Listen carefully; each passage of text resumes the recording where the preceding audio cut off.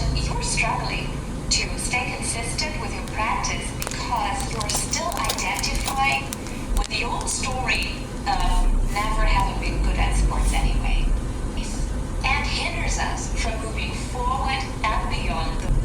It's objects that we still surround ourselves with, that we keep in our space, on our walls, on our shelves, in our drawers, because they've served us well at a certain point in the past. The 3 steps are identifying our clutter, evaluating our clutter, and making a final decision about the identity clutter. Let's start with step number 1, identifying the identity clutter in the first place. Ask yourself these questions. Which old mindsets am I still clinging on to that do not serve me anymore? And which objects are hidden in my space that no longer represent my current preferences, values, desires, and goals? Into which past, outdated life phase does this thought or thing belong? How does this identity clutter make me feel and act today? The main point here is to become aware of our identity clutter and its implications for our story and life experience. Because it's only when we really become aware of identity clutter in the first place that we can make a conscious and informed decision about it. Thanks for watching. If you enjoyed this, please like and subscribe.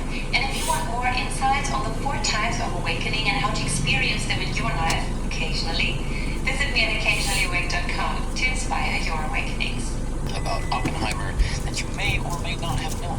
Also, if you are new to my channel, hi, welcome to the world of chess. I'm currently traveling. I don't usually record all my videos in a hotel room, and returning viewers know that as well. I sound like I'm speaking from a, quote, airport control tower, as somebody said in the comments. This is Robert Oppenheimer versus Albert Einstein. And there are people in your class, and you feel like you are behind those people.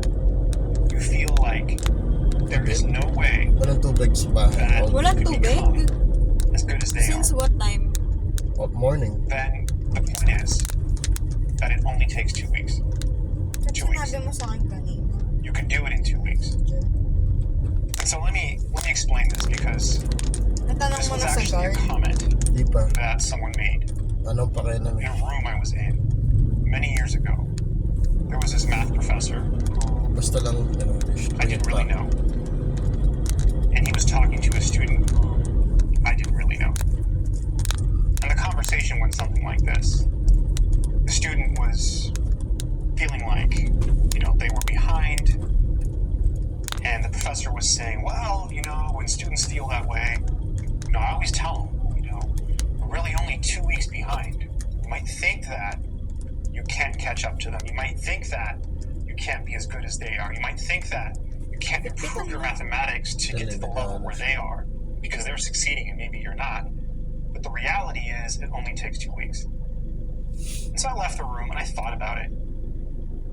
And it didn't make any sense. I mean, how is this guy going to know that it only takes 2 weeks? Right? Because different people are at different levels. So how does this comment make any sense at all? People say things all the time. So why is this true? And so here's the rationale.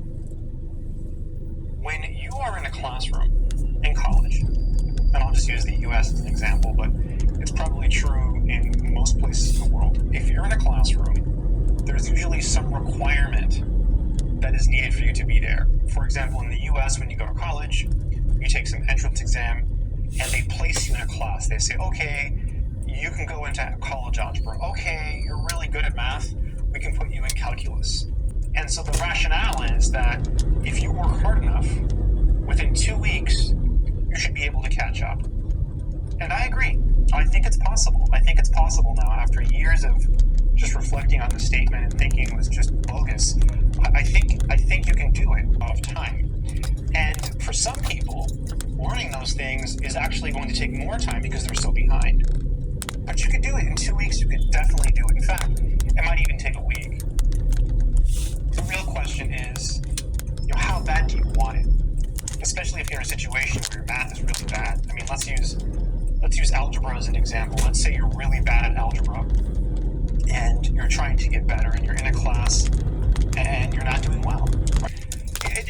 sense from the perspective of, okay, you might have this friend who's in another math class. Like, say you're in algebra and your friend is in calculus 3. No, you're not going to be able to catch up to him in 2 weeks, right? But if you're in the same class and you're comparing yourself to another student in your class, and that student is getting A's and you're getting F's, you can actually rise from the ashes and do better and get an A on the next test. I've seen people do it.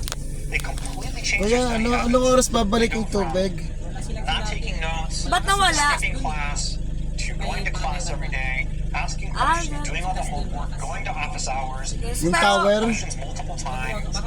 Don't be afraid to Mamaya. be annoying. A lot of Mamayang students, gabi, ganun man lang. Thank you. I feel like they're lost in class and they're scared to ask questions. I used to be that way. Lagi na lang may Don't syrup. be like me, right? Well, It's funny, I'm telling you not to be like I was, but it's good advice because that's something that I should have done. Do I have regrets? No, because I don't believe in regrets. Math, so I'm speaking only here of mathematics. In mathematics, if you're in an algebra class or a trig class, and let's say you're using this book here, Fundamentals of Algebra and Trig, but keep doing mathematics.